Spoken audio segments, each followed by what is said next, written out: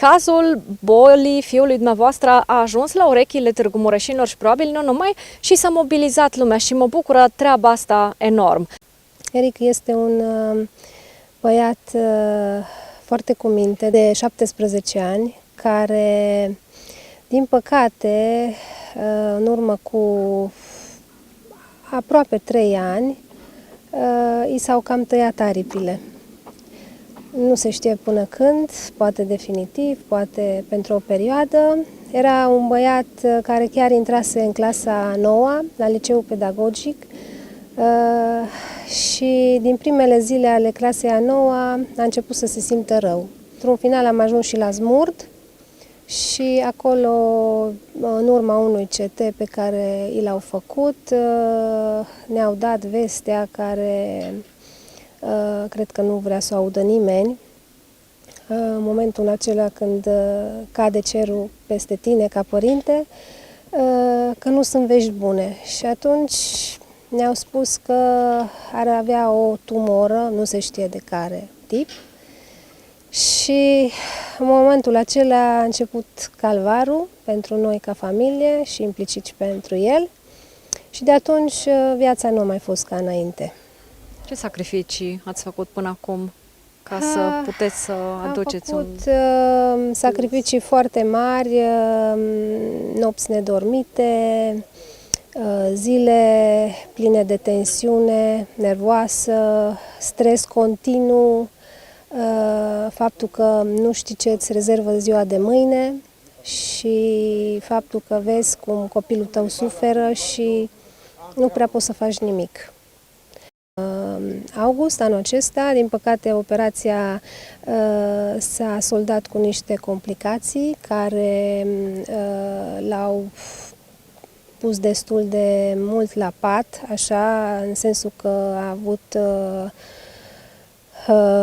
un fel de paralizie, nu-și mai simțea piciorul, da, și nu mai putea să vorbească, așa, dintr-o dată, de pe o zi pe alta, pentru că, din păcate, a început să sufere de pneumocefalie când intră aerul excesiv în cavitatea craniană.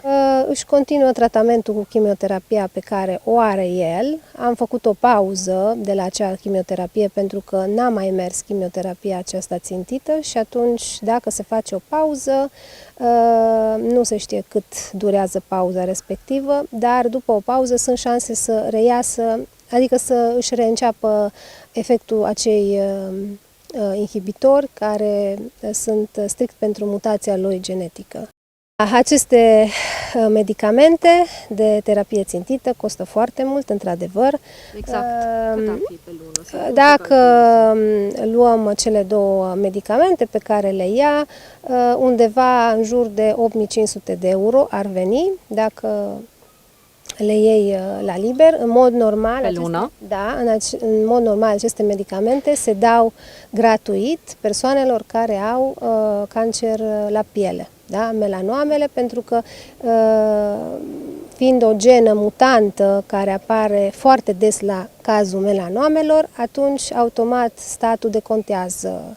Dar nu și în acest caz. Nu în acest caz. La ce pasiuni și la ce talente tânjește Eric să se întoarcă atunci când se va face bine? Lui îmi place să meargă foarte mult cu bicicleta. Era un copil care era foarte pasionat de istorie și citea foarte mult. Contează cât mai multă lume să audă glasul nostru și fiecare, dacă poate, cu oricât să ne sprijine, orice ajutor este binevenit până la urmă. Nu contează suma și un Doamne ajută și multă sănătate contează de multe ori mai mult decât 5-10-15 lei. Pentru că ajutorul cu adevărat tot de sus vine, da? Și până la urmă, dacă Dumnezeu va permite, va fi bine. A fi bolnav sau a ți se pune un diagnostic nu este o alegere. Adică pur și simplu ne trezim dintr-o viață normală, într-o ipostază de genul ăsta și cred că oricare din noi, dacă ar fi în locul lui Eric, ar încerca cu toate resursele posibile să facă față unei asemenea provocări. M-am bucurat tare mult să aud că Târgu Mureșenii au sărit. Da, au sărit din nou, au sărit pentru Olguța, dacă vă mai aduceți aminte, sau oamenii care probabil ne urmăresc își mai aduc aminte și de campania cu Olguța. Au sărit din nou, ceea ce mă determină să cred că Târgu Mureșenii au suflet mare. Sunt niște oameni care își doresc să facă bine, ceea ce cred că devine un lucru tot mai rar în zilele noastre. Dar mă bucur că și de această dată au răspuns pozitiv și continuă să răspundă pozitiv. Le transmiți și prin intermediul nostru un mesaj? Sigur, în primul rând că le mulțumesc că îl sprijină pe Eric, le mulțumesc că distribuie videoclipul în continuare și videoclipul nu a avut pe nici de departe scopul de a mă face pe mine cunoscut sau să fiu eu un fel de supererou.